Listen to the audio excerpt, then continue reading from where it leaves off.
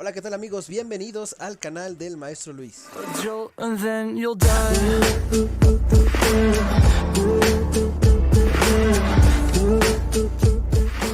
¿Qué tal amigos del Centro Educativo Unipem de mi canal de YouTube? Bienvenidos sean a otro video más en este canal. Para los que no me conocen, soy el maestro Luis Manuel García López y en esta ocasión en la materia de Sociología de la Educación tocará hablar de un tema muy interesante como lo es la neurociencia en la educación. Para eso hice algunas diapositivas que ilustrarán un poco lo que tengo que decir respecto a este tema de importancia de una gran importancia dentro de la educación. Comencemos. Antes de empezar a analizar este tema tan relevante, me gustaría empezar con esta frase de Emilio García García que dice así: el cerebro es la conquista evolutiva que hace posibles los aprendizajes y la enseñanza. El cerebro, guarden esto dentro de sus apuntes porque esta frase, esta palabra la vamos a ocupar más adelante. Primero vamos a abarcar 6 aspectos fundamentales para entender un poco de lo que es la neurociencia, una teoría, una filosofía aunada desde 1820, que ya tiene algunos años de existir o los primeros antecedentes de la misma. Después de eso vamos a irnos al cerebro humano, cómo funcionan las neuronas, los 12 principios del cerebro o de la mente y las implicaciones de la educación. 6 puntos interesantes que los vamos a abordar a continuación. Bien, primero, ¿qué es la neurociencia? La neurociencia es un conjunto de disciplinas que estudia la estructura y las funciones del cerebro, cada una con sus propios métodos de investigación, con técnicas particulares y con los instrumentos disponibles al momento de la investigación. Eso es la neurociencia. En una diapositiva más adelante vamos a ver en qué ramificaciones se divide esta ciencia, como es la neurociencia. Mismo vocablo que viene desde épocas griegas, que neuro significa neuronas, ciencia significa estudio, ¿verdad? Entonces vamos a analizar un poco más qué es la neurociencia. A partir de los antecedentes de la misma, tenemos a 2 grandes autores, a Ramón y Cajal, que fue un científico español que en 1888 se dedicó al estudio de las conexiones de las células nerviosas, para ser más exactos, de las neuronas, mismo que logró demostrar que la neurona es la parte fundamental del tejido nervioso y que es la que nos permite pensar y realizar procesos metacognitivos. Marcó el inicio también de la neurociencia y la neurociencia espacial, que es la adaptación del cerebro a la microgravedad. Este fue el padre, por así decirlo, de la neurociencia. Camillo Golgi también fue un científico italiano, un científico europeo, que en 1873 publica un artículo en que describe diferentes métodos de tinción, que es tinción, relación, mente-acción, que permite tener una clara visión del cuerpo de las células cerebrales. Estos 2 personajes europeos marcan el inicio de la neurociencia. Todavía no se definía como tal el concepto hasta años después. Misma neurociencia, decíamos que se divide en algunas ramificaciones especiales. En este caso tenemos la neuroanatomía, que es el estudio y la organización del sistema nervioso, un poco de biología también en esa parte, ya que también existe la neurobiología, que es el estudio de las células que están dentro del sistema nervioso. Entonces, una cosa es la neuroanatomía, otra cosa es la neurobiología, que es más específica. También tenemos a la neuroquímica, que es el estudio de los neuroquímicos que incluyen en la función de las neuronas, todo aquello que segrega estas células tan importantes de nuestro cuerpo. La neurofisiología, que es aquella ciencia que estudia el comportamiento de los grupos de neuronas o neuronas aisladas, ¿sí? La ciencia que estudia, por así decir, el funcionamiento de cada neurona.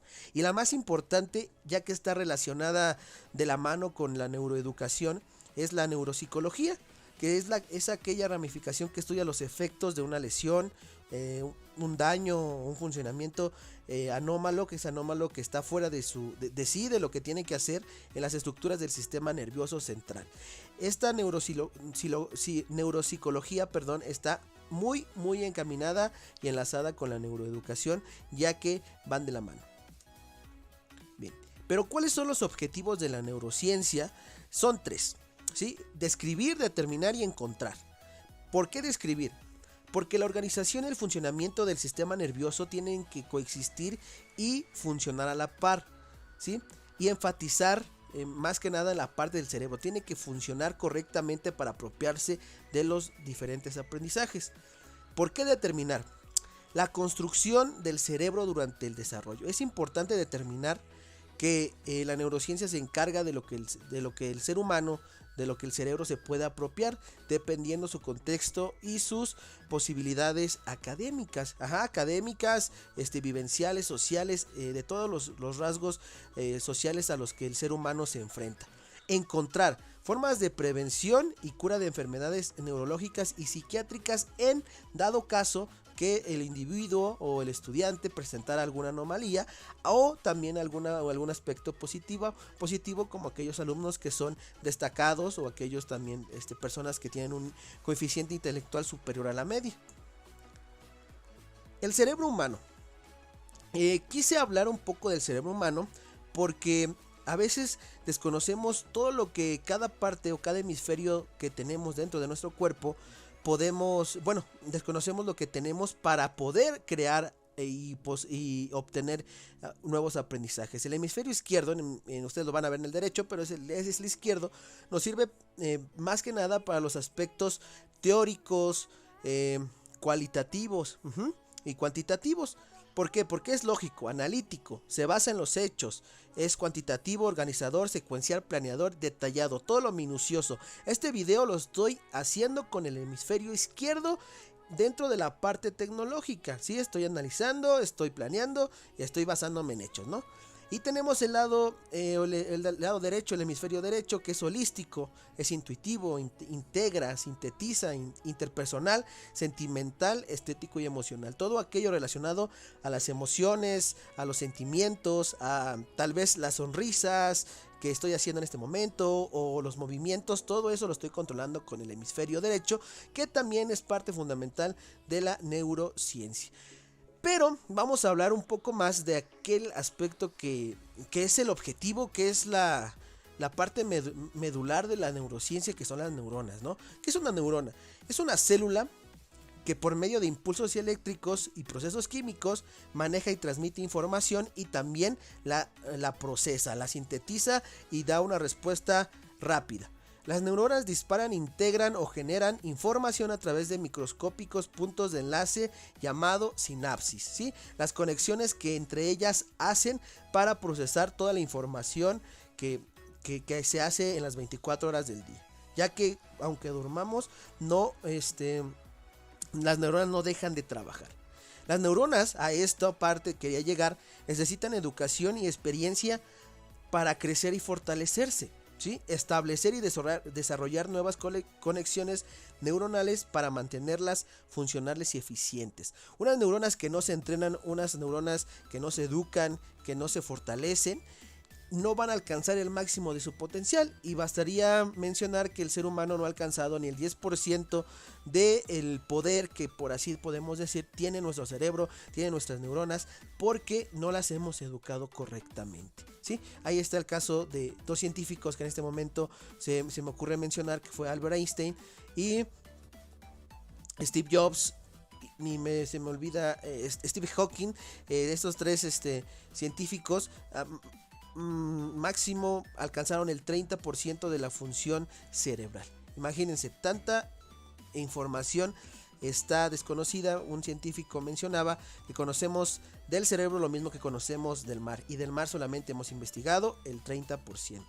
El cerebro es un órgano dinámico, moldeado en gran parte por la experiencia, la organización del mismo depende de la experiencia y se beneficia positivamente de ella. De acuerdo a lo que nosotros hagamos y experimentemos, el cerebro va a ir aprendiendo, va a ir desarrollando, y no importa la edad, no importa las acciones que hayas hecho. Puedes tener 90 años y no has vivido lo mismo que una persona que tiene 40, ¿sí? El cerebro va a ser dinámico de acuerdo conforme tú lo vayas educando, como se mencionaba anteriormente. Y existe un autor que se llama John Medina, que sintetiza un poco más esto, y él lo basa en 12 principios del cerebro, ¿sí? Que es una explicación sencilla de cómo funciona nuestro cerebro para poderlo ir educando. El primer principio se basa en que el sistema cerebral es un sistema complejo y que se adapta al cambio. El segundo principio es el cerebro es un cerebro social. Necesita coexistir, necesita integrar y socializar con más personas, con más cerebros para enriquecerse. Principio 3. La búsqueda del significado es innata. Por inercia, el ser humano va a buscar respuestas a todo lo que él presente, ¿no? Un ejemplo un poco chusco en la educación sería cuando nuestro marcador no quiere pintar en nuestro pintarrón. Buscamos la explicación del por qué, lo abrimos, lo inspeccionamos, le preguntamos a un niño si lo puede volver a recuperar, el niño lo voltea, nosotros observamos, o si tenemos alcohol le inyectamos alcohol en el pintarrón de aceite, digo en el pintarrón de de aceite o de lo que esté hecho para que vuelva a funcionar, y buscamos una respuesta, ¿sí? El principio número 4 va relacionado con el principio número 3. La búsqueda de significado ocurre por la elaboración de patrones. Le damos varias respuestas a un solo problema, varias crecientes variantes que nos van a permitir solucionar el mismo problema. El principio 5 dice que nuestro cerebro, tenemos que educar a nuestro cerebro, ya que las emociones deben de ser vistas críticamente, ¿sí? Y buscar diferentes tipos de patrones para educarlas. Principio 6. Todo cerebro percibe y crea partes y todo simultáneamente. Al igual que nuestra computadora, al organizar nuestro escritorio, que lo ponemos en ciertas carpetas, estamos educando nuestro cerebro de la misma forma. ¿Qué vamos a hacer en la escuela? ¿Qué vamos a hacer en la casa? ¿Qué vamos a hacer con nuestros amigos? ¿Qué vamos a hacer con el equipo de fútbol? ¿Qué vamos a hacer con mis primos? Etcétera, ¿verdad? Entonces el cerebro también crea partes, y esto lo menciona aparte de John Medina, otro autor que habla acerca del cognitivismo, que es George Siemens. También habla sobre esto y las redes neuronales, y educativas que tenemos que hacer.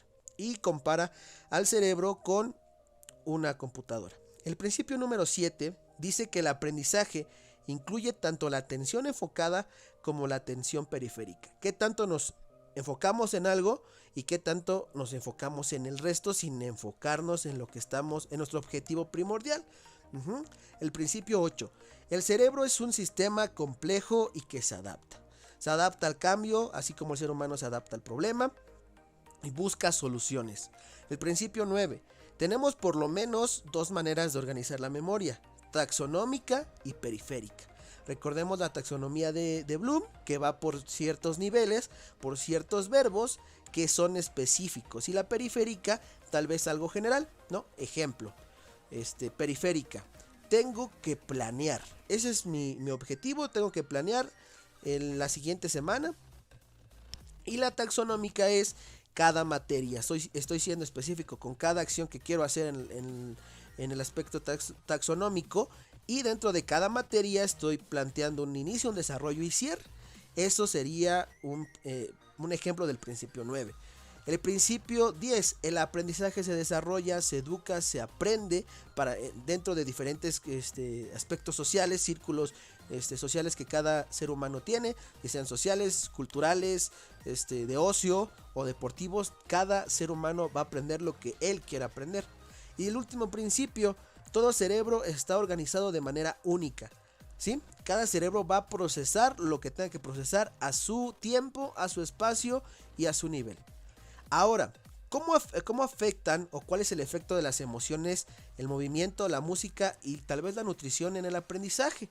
¿Sí? ¿Cuáles son las implicaciones de estas tres cosas dentro de la educación? Ya mencionamos cómo la neurociencia está enlazada dentro de la escuela, del aprendizaje, dentro del estudio, en este caso también de nuestro doctorado. Estamos estudiando esta nueva filosofía, esta nueva corriente existencial, pero la música también nos sirve para activar algunas regiones del cerebro como mapas. En mi caso personal, un ejemplo es cuando después del recreo los alumnos llegan estresados, llegan muy activos o llegan a veces sin desayunar y tenemos que volver a enfocar su atención. En ese caso yo pongo algún tipo de música, ya sea de Mozart, ya sea de algún compositor relacionado al aspecto de la relajación, ¿sí? También ayuda esta música a prestar atención y activa la memoria.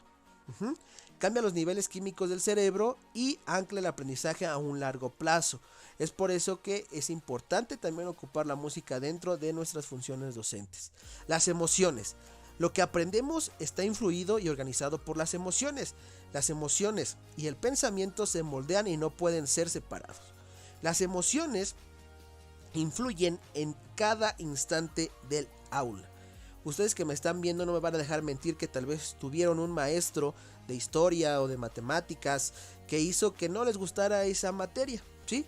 Porque llegaba, se sentaba y decía: alumnos, saquen por favor su libro de español, su libro de historia y lean de la página 40 a la 50. Y estos maestros no te explicaban para nada lo que tenías que aprender. Entonces creciste, pasaste a la prepa, pasaste a la universidad, tuviste tus hijos, te volviste maestro y repites el patrón o lo cambias, ¿sí?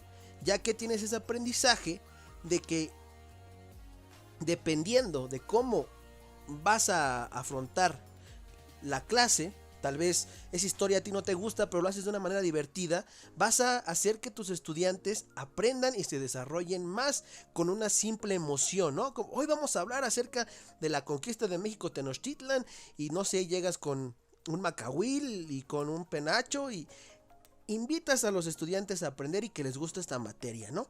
Y ya no va a ser, hoy toca viernes, hoy es historia, qué aburrido, va a ser, hoy toca viernes, qué sorpresa nos va a tener el maestro, ¿no? La emoción determina el significado, puede afectar el proceso de razonamiento, pero también son indispensables para que ocurra la racionalidad.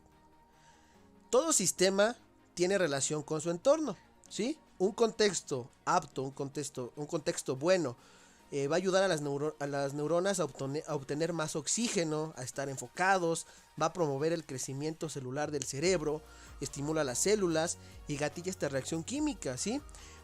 Entonces, un alumno que en la escuela se sienta a gusto y en la casa también lo apoyan y se siente a gusto, va a tener mejores resultados que alguien que no se siente a gusto, ¿sí?